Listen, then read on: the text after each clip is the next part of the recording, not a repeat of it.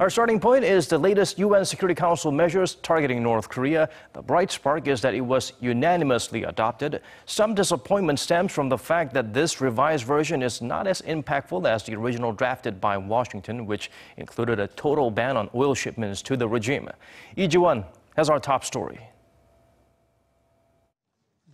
All 15 members of the UN Security Council spoke with one voice on Monday, signing off on a new, tougher package of sanctions on North Korea. Resolution 2375 authorizes an annual sales cap of 2 million barrels a year of refined petroleum products to North Korea, a move expected to sever 55% of the regime's supply. It also freezes the amount of crude oil Pyongyang can import at 4 million barrels a year. No more joint ventures with North Korea will be allowed, and existing projects will be wound down within 120 days.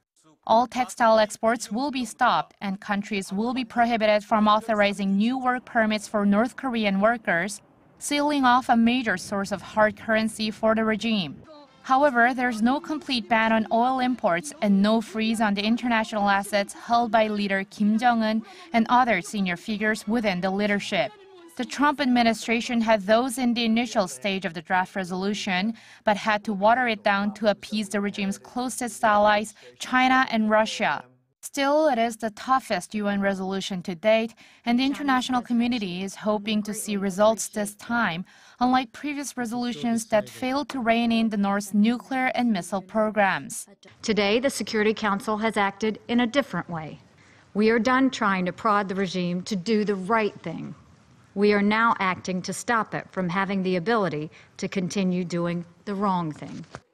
Sending a strong message just 9 days after the regime conducted its most powerful nuclear test to date, the U.S. ambassador to the UN said the steps would only work if all nations implement them completely and aggressively.